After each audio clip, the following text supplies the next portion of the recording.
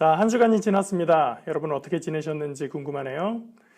특별한 일 없이 일상적인 생활의 반복이었어요. 그런 분들도 있을 거고요. 어떤 분들은 집안에서 또는 가까운 분과 관계에서 중요한 일이 있기도 했을 겁니다.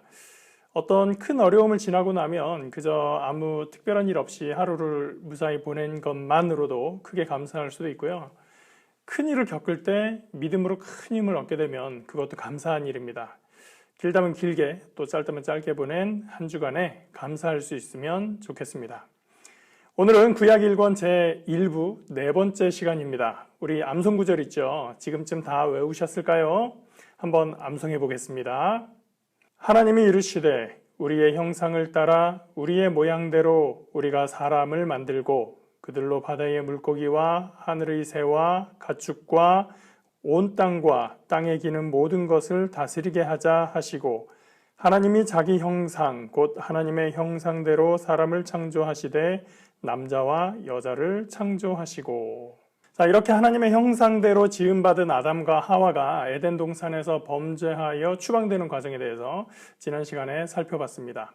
그 이후에 있었던 사건에 대해서 짚어볼 내용은 무엇이 있는지 오늘 이야기를 시작해 보겠습니다. 자, 오늘은 제4과 죄의 확산과 하나님의 긍휼입니다. 요즘도 가끔 볼 수 있을 것 같기는 한데요. 예전에 사람들이 많이 모이는 곳에 예수천당, 불신지요 이렇게 써있는 십자가 들고 길거리에서 전도하시는 분들 꽤 많았었습니다. 명동거리라든지 강남역 사거리 이런 곳이죠. 그런 전도를 보고 안 믿는 분들이 하는 얘기가 있었어요. 아니, 예수 안 믿으면 저 사람들 지옥 간다고 우리가 협박하는 거 아니야? 라는 얘기예요. 저는 그 얘기를 듣고 이런 생각을 했습니다. 천국도 지옥도 안 믿고 예수 믿으면 지옥 가는 것도 안 믿으면서 왜 그걸 협박으로 생각을 할까? 믿지도 않는데 좀 이상하지 않나요?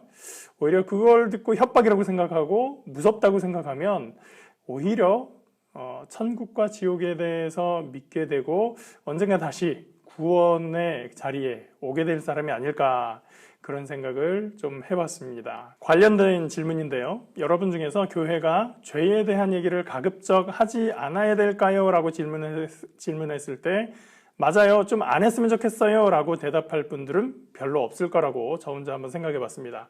그렇다면 이런 질문을 해볼 수 있는데요. 사람들은 죄에 대한 이야기 듣는 것을 좋아할까요? 싫어할까요?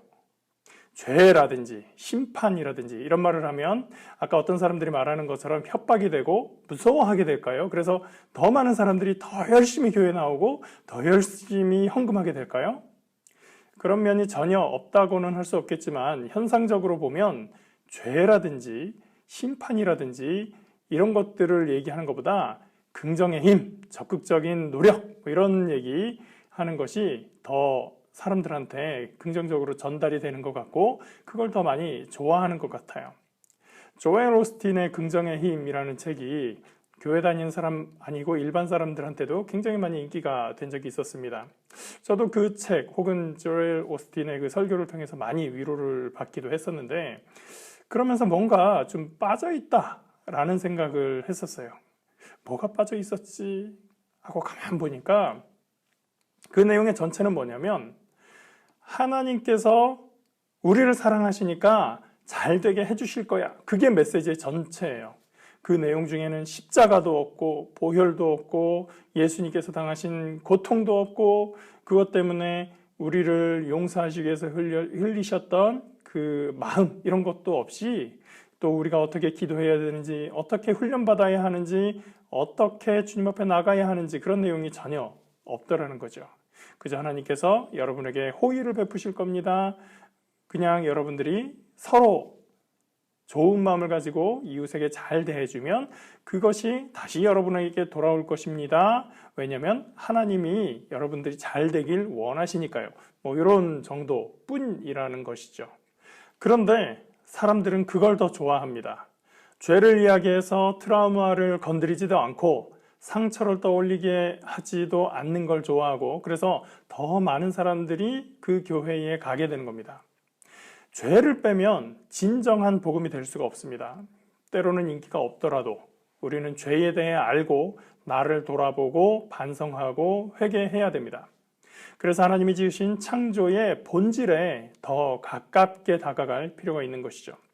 그런 의미에서 교재 46페이지 첫 부분의 두 번째 문단을 제가 읽어 드리겠습니다. 성경은 구원의 아름다움을 드높이는 책이기 때문에 죄의 추함을 폭로합니다. 생각해 보십시오. 죄를 잘 알기 때문에 위험한 것이 아니라 죄에 대해 너무 모르기 때문에 위험에 빠지는 것입니다. 죄에 대한 피상적인 진단으로는 치료법을 알 수 없고 불완전한 치료법으로는 나을 희망이 없습니다. 성경이 왜 죄에 대해서 적나라하게 기록하고 있는지를 설명하는 내용입니다. 성경은 죄에 대한 언급을 피하지도 않고 심지어 아브라함이나 다윗이라도 위대한 인물의 죄에 대해서 감추지 않고 드러내고 회개를 촉구합니다. 그 다음에 교재에 질문이 있죠. 세상의 분노, 정욕, 거짓말 등의 죄에 대해 권하는 불완전한 치료법에는 어떤 것들이 있습니까? 무엇이 그 치료법들을 불완전하게 합니까? 여기서 세상이 권하는 치료법이라고 하는 건 상담의 과정을 말하는 건데요. 우리나라는 전문 상담가에게 상담받는 일이 그렇게 자주 접할 수 있는 경우는 아닌 것 같아요. 그래서 그 치료법이 왜 불완전한지를 생각해보고 체험해본 걸 이렇게 돌아보기에는 좀 한계가 있습니다. 심리 상담이 전적으로 불완전한 치료법이라고 규정하는 것은 꼭 옳다고 보기는 어려울 것 같아요. 그럼에도 불구하고 여기에 어느 정도 한계가 있다는 논제에 저는 어느 정도 동의하는 편입니다. 이유는 이런 상담이 사람이 스스로의 힘으로 극복해야 된다, 스스로 해낼 수 있다, 이런 걸 전제할 경우에 오히려 더 많은 제약이 생길 수 있기 때문입니다. 균형 있게 생각할 수 있으면 좋겠습니다. 어떤 문제들은 상담이라는 과정이 크게 도움이 될 수도 있고요. 그러나 인생 본연의 목적과 궁극적인 삶의 의미를 발견하는 것은 하나님의 도우심이 있어야 한다는 걸 인정하는 것. 거기에는 죄의 고백과 회개라는 문제도 포함이 되는 것이겠죠. 교재 47페이지입니다. 3과에서 우리는 하나님이 창조하신 모든 선한 것이 첫사람의 죄악된 선택에 영향을 받는 것을 보았습니다. 3과에서 범죄로 인한 세 번째 결과, 보시기에 좋았더라 하시면서 창조하셨던 세상이 저주받았던 것을 말하는 것이죠. 4과에서는 죄가 어떻게 아담과 하와에게서 후손인 가인과 아벨에게로 이어졌는지 살펴볼 것입니다. 죄는 악한 욕망에서 시작되어 하나님과 이웃을 대적하는 행동으로 이어집니다. 자, 이런 관점에서 가인의 죄를 살펴보게 됩니다. 첫 번째 포인트인데요. 죄의 확산은 악한 욕망에서 시작됩니다. 교재를 계속해서 읽어보면요. 창세기 3장은 하나님을 반역한 아담과 하와가 에덴 동산에서 쫓겨나는 것으로 끝났지만 4장은 희망으로 시작합니다. 하와는 두 아들을 낳고 하나님께 영광을 돌립니다. 혹시 두 아들 중 한 명이 뱀의 머리를 부술 그 아들은 아닐까요? 창세기 4장 1절부터 7절까지 말씀입니다. 아담이 그의 아내 하와와 동침하매 하와가 임신하여 가인을 낳고 이르되 내가 야훼로 말미암아 득남하였다 하니라. 그가 또 가인의 아우 아벨을 낳았는데 아벨은 양치는 자였고 가인은 농사하는 자였더라.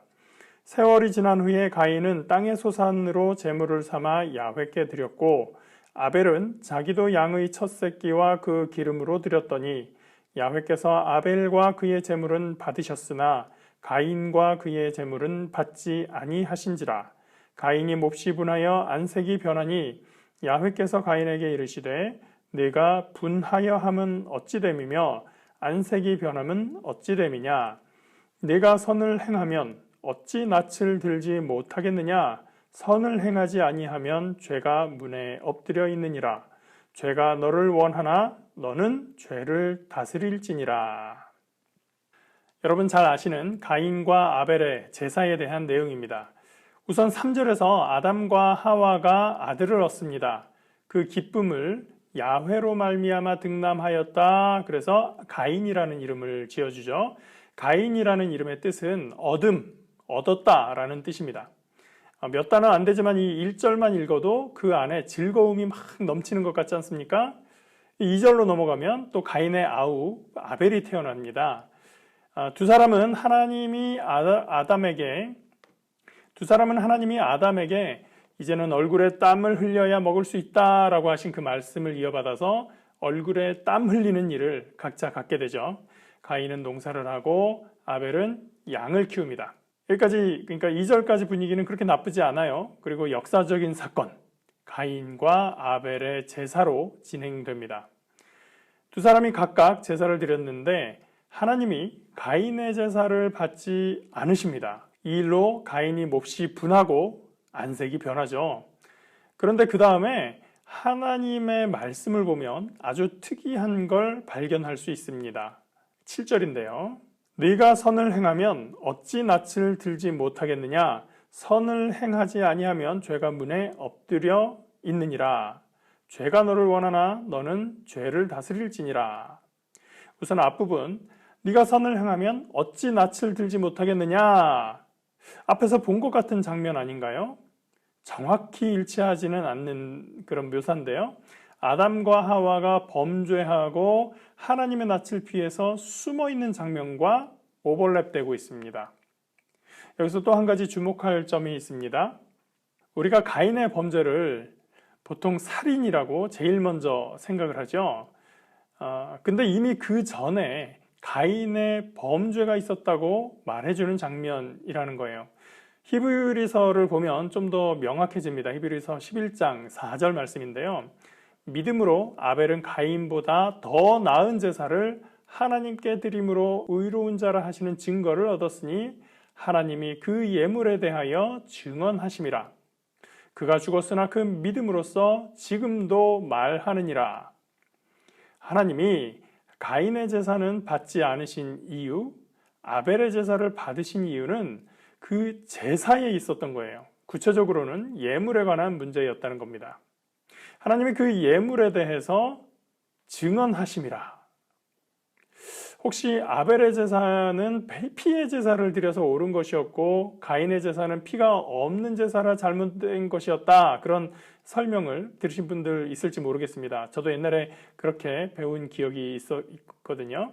그러나 피로 드리는 제사에 대한 규율이 정해진 것은 지금부터 한참 후에 모세가 시내산에서 받은 계명이기 때문에 적용될 수가 없습니다.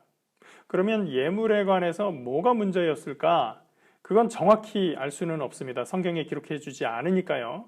근데 추정하자면, 이건 추정입니다. 가인이 드린 예물과 아벨이 드린 예물에서 피에 관한 부분을 제외하고 그 차이를 살펴보면 가인은 그냥 땅의 소산으로 드립니다. 근데 아벨은 양의 첫 새끼와 기름으로 드렸다. 여기에 처음이라는 말이 아벨의 제물에 대한 설명에서 등장을 합니다.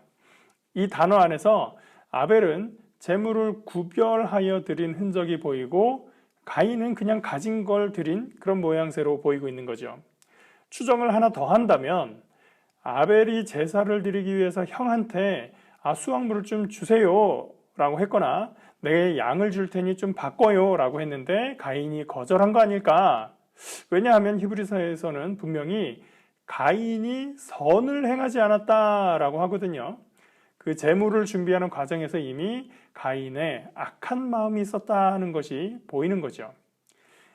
이 추정이라고 했으니까 아벨의 요청과 가인의 거절 이런 것은 아닐지라도 최소한 이 가인의 제물은 구별되고 선별하여서 준비된 모습이 보이지 않고 아벨의 경우는 특별히 구별하여 준비한 그런 모습이 있습니다.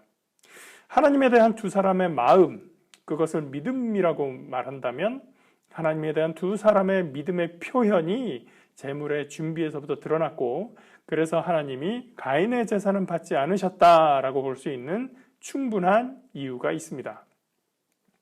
그럼에도 불구하고 가인은 하나님에 대해서 분노하고 자신보다 더 나은 대우를 받은 것 같은 자기 친동생에게 경쟁심을 넘어서 증오심을 품게 되었습니다. 아담이 범죄한 후에 하나님께 말할 때 자기 책임은 감추고 하와에게 책임을 물으려고 했었던 그런 심리의 확장판인 거죠. 하나님은 그걸 아시고 가인에게 경계 내지 권면해 주십니다. 죄가 문 앞에 있다. 죄가 너를 원한다. 그러나 너는 죄에 넘어가면 안 된다. 죄를 다스리거라. 우리 교재에서는 가인에 대해서 주신 하나님의 이런 경계, 권면을 은혜라고 설명합니다. 범죄하기 전에, 가인이 범죄하기 전에 하나님께서 은혜를 베푸셔서 범죄의 유혹에서 벗어날 수 있는 탈출구를 주셨다는 거죠. 자, 그러면 여기서 잠시 우리 스스로를 여기에 대입해 볼 수 있습니다. 죄가 여러분의 문 앞에 있고 죄가 여러분을 원할 때 이런 경고, 이런 경계의 말씀을 들은 경험이 있으신가요? 그에 대한 질문이 48페이지 맨 아래에 있습니다. 제가 읽어드릴게요. 죄에 빠지기 전에 하나님이 은혜로운 손길로 억제해 주시는 것을 경험한 적이 있습니까? 그때 하나님이 어떤 진리를 생각하게 하셨으며 그 결과는 어땠습니까? 어떠셨나요? 하나님이 주신 어떤 말씀, 어떤 마음 덕분에 그 죄에서 벗어날 수 있었습니까? 아니면 가인처럼 묻고 떠블로 가! 쓰리고! 하는 바람에 결국은 낭패를 당하셨습니까? 저의 경우로 보면 두 가지 다 있었던 것 같아요. 어떤 때는 이걸 그냥 확 하고 싶다가도 마음을 가라앉히면서 내가 그래도 좀 참아야지 그렇게 위기를 모면한 적도 있고, 어떤 때는 아니야 이건 못 참지 했다가 결국은 후회하기도 합니다.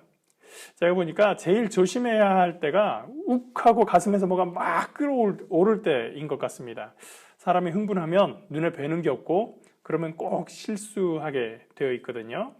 교재 49페이지입니다. 하나님은 가인에게 유혹을 거절하고 죄의 욕망을 다스리라고 조언하셨습니다.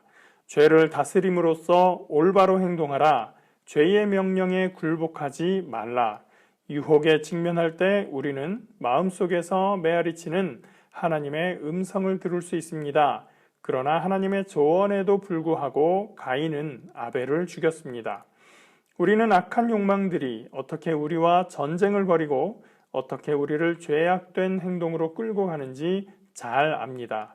왜냐하면 우리도 하나님의 조언에 귀 기울이지 않는 때가 무수히 많기 때문입니다.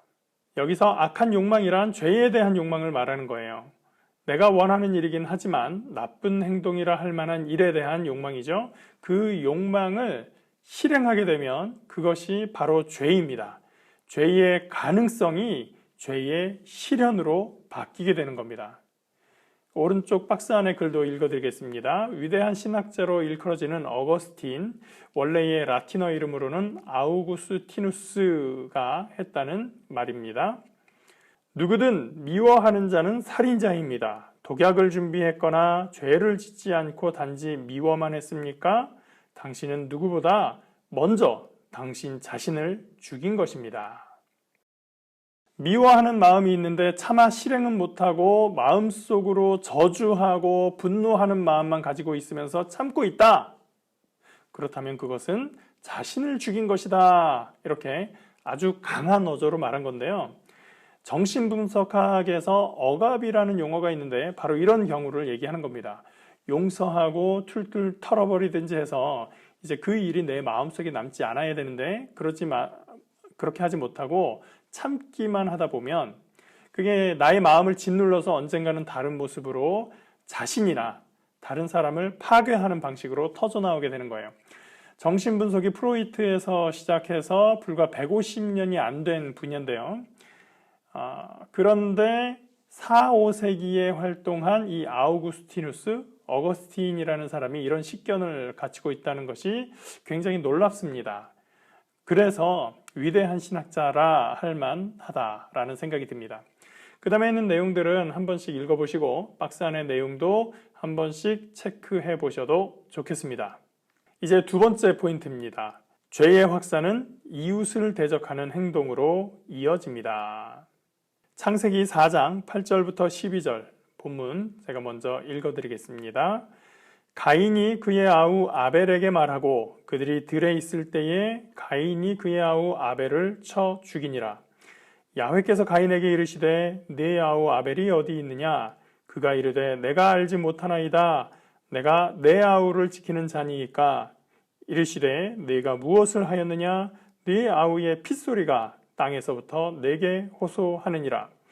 땅이 그 입을 벌려 네 손에서부터 네 아우의 피를 받았은즉 네가 땅에서 저주를 받으리니 네가 밭을 갈아도 땅이 다시는 그 효력을 네게 주지 아니할 것이요 너는 땅에서 피하며 유리하는 자가 되리라. 앞에서도 얘기했던 것처럼 이 본문에서도 흥미로운 지점이 있습니다. 범죄한 후에 하나님이 찾으시는 장면이 나오는데요. 아담이 범죄한 후에 동산 나무 사이에 숨어 있을 때 하나님이 오셔서 아담아 네가 어디 있느냐 이렇게 물으셨죠. 그런데 여기서는 특이하게 가인을 찾지 않으세요. 하나님이 물어보십니다. 아벨이 어디 있느냐. 아담의 경우에는 제가 벗었으므로 두려워하여 숨었습니다 이렇게 대답을 합니다. 그런데 가인은 뭐라고 합니까? 난 몰라요. 내가 아우를 지키는 사람인가요? 이렇게 발뺌을 하죠. 죄의 형국이 더 심각해지는 모습입니다.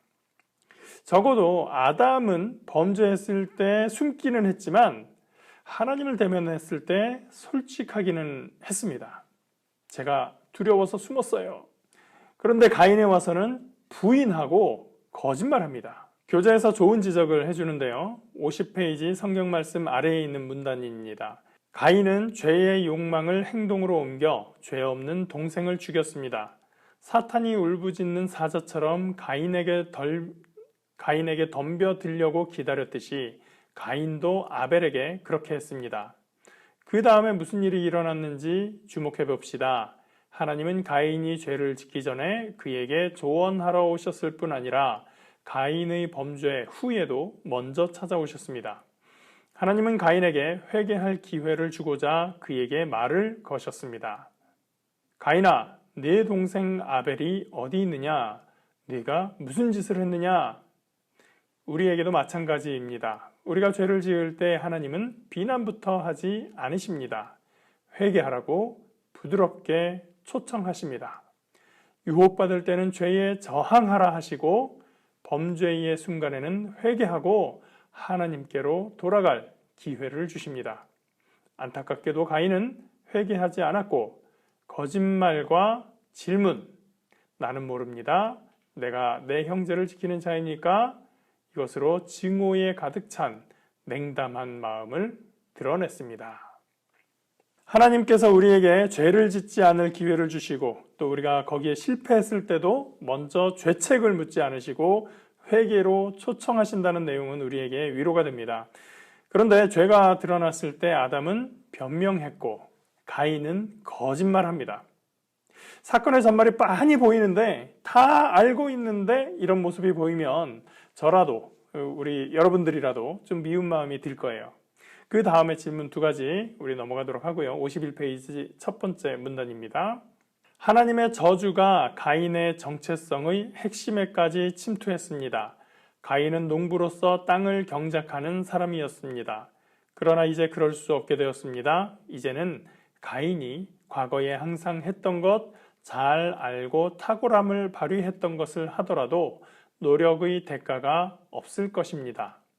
우리의 죄도 비슷한 결과를 낳습니다. 은혜와 긍휼을 베푸시는 하나님, 그리고 하나님의 형상으로 만들어진 다른 사람들을 향하는 우리의 마음이 굳어지고 무심해지면 성취하고 이루도록 되어 있던 것들이 생명의 결실을 멈추게 됩니다.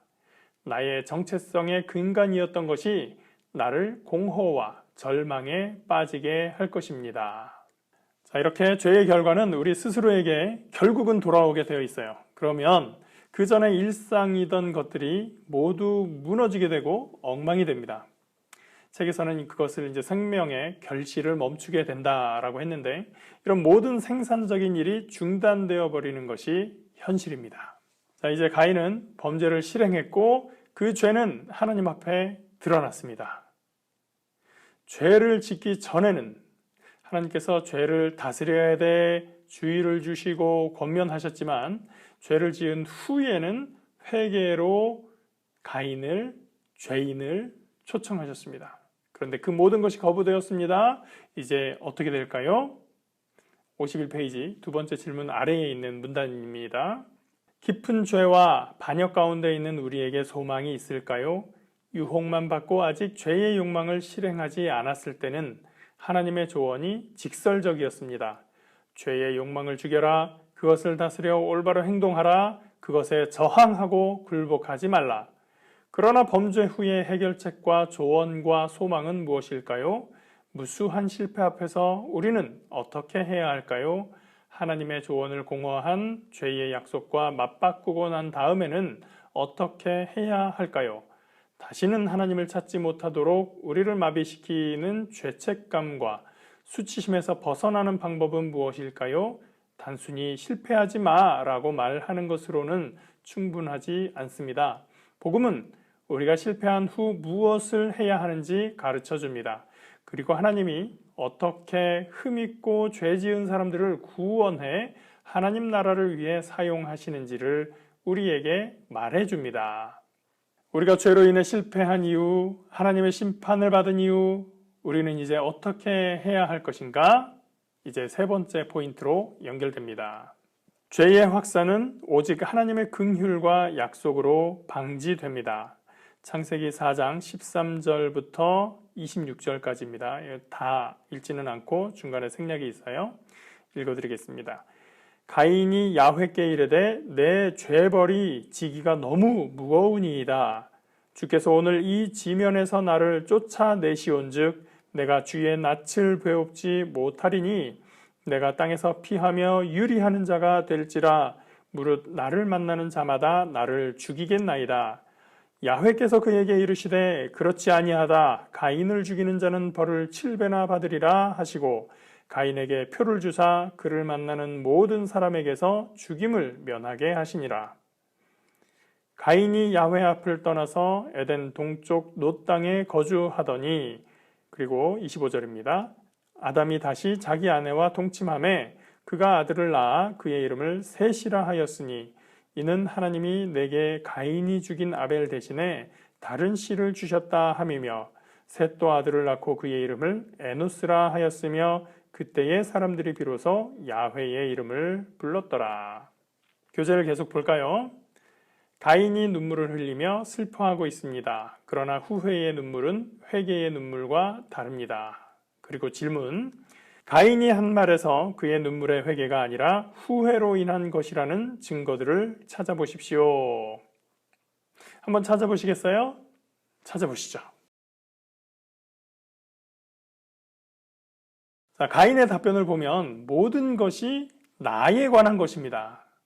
제가 아벨에게 정말 잘못했어요. 아벨이 억울한 거 맞아요. 아니면 우리 부모님 마음이 정말 아프시겠습니다. 제가 참 나빴어요. 이런 회개가 없죠. 나 이런 벌 감당하기 힘들어요. 하나님 나 안 지켜주실 거죠? 나 죽을지도 모르겠는데요. 이런 겁니다. 이 모든 내용이 다 자신에게만 관련된 내용들인 것이죠. 52페이지 마지막 문단입니다. 가인의 자기 중심적인 태도에 대한 하나님의 반응을 보십시오. 하나님은 아벨을 위해 정의를 실행하시면서도 가인을 추방하셨다는 거죠. 가인에게 긍휼을 베푸셨습니다. 가인에게 표를 주셨어요. 가인에게 표를 주셔서 폭력으로 복수당하는 것을 막아주신 것입니다. 본문에 가인이 죄를 회개하고 구원을 받았다는 언급은 없습니다. 다만 하나님이 가인에 대한 정당한 심판을 한동안 유보하셨음을 알 수 있습니다. 하나님은 가인이 마땅히 받아야 할 처우보다 더 잘 대해 주셨습니다. 이건 우리 개인의 마음의 죄를 생각할 때도 그렇고요. 이 나라, 우리나라의 형법을 볼 때도 맞는 말인 것 같습니다. 가슴 아픈 분들이 많이 있어서 그 사례를 좀 생각을 하다가 그냥 진행하는 게 낫겠다는 생각을 했습니다. 53페이지 마지막 문단입니다. 히브리서 12장 24절은 아벨의 피와 비교해 예수님의 피에 대해 전하고 있습니다. 새 언약의 중보자이신 예수와 및 아벨의 피보다 더 나은 것을 말하는 뿌린 피니라. 아벨의 피, 즉 죄로 인해 땅에 뿌려진 피는 정의 실현을 위해 고뇌 가운데 부르짖습니다. 그러나 예수님의 피, 즉 죄를 위해 흘린 피는 조용한 가운데 아벨의 피보다 더 나은 것을 말해줍니다. 하나님의 정의가 실현된 것입니다. 그리스도 안에 있는 모든 죄는 정당하게 다루어졌습니다. 우리 죄에 대한 하나님의 모든 진노가 십자가에서 예수님께 쏟아졌습니다.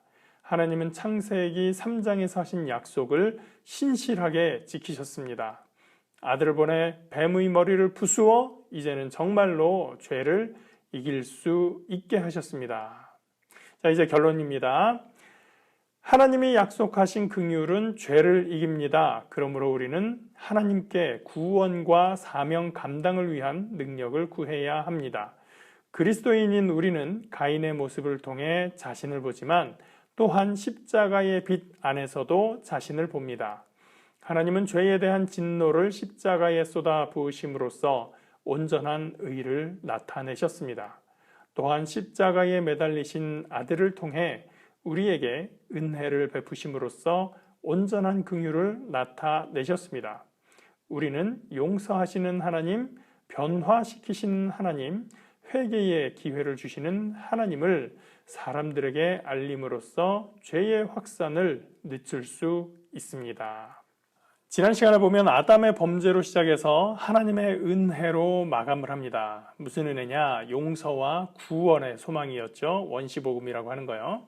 오늘 내용은 가인의 더 크고 더 심각한 범죄로 시작해서 하나님의 더 큰 은혜와 더 큰 용서로 끝나게 됩니다. 물론 하나님은 죄를 싫어하십니다. 물론 우리는 죄를 짓지 말아야 합니다. 우리는 더 큰 죄를 지으면 더 큰 용서를 받으니 죄를 많이 지을수록 이득이다. 이런 생각도 하면 안 됩니다. 그런 생각할 줄 바울도 알았어요. 그래서 이야기합니다. 로마서 6장 1절 2절 말씀입니다. 그런즉 우리가 무슨 말을 하리요? 은혜를 더하게 하려고 죄에 거하겠느냐? 그럴 수 없느니라. 죄에 대하여 죽은 우리가 어찌 그 가운데 더 살리요? 그런즉 어찌하리요? 우리가 법 아래에 있지 아니하고 은혜 아래에 있으니 죄를 지으리요? 그럴 수 없느니라. 죄가 크면 은혜도 더 크니까 은혜를 더 받기 위해서 더 큰 죄를 지을까? 그럴 수 없는 겁니다. 아담과 가인의 이야기를 통해서 우리는 더 큰 죄를 범했지만 하나님은 더 큰 은혜를 주시고 용서하신다. 딱 여기서 멈춰야 됩니다. 그럴 때 우리가 은혜의 삶을 진정으로 살아갈 수 있을 줄 믿습니다. 이렇게 오늘 가인의 범죄에 대해서 배워봤습니다. 여러분 어떻게 뭔가 그전에 잘 생각하지 않았던 것들, 새로 배운 것들이 있었으면 좋겠습니다. 자, 그러면 오늘 본문 잘 묵상하시고 그것이 또 우리의 삶에도 우리의 믿음에도 또 하나의 깨달음이 되시기를 바라고 오늘 공부 여기서 마치겠습니다. 다음 시간에 또 뵙겠습니다.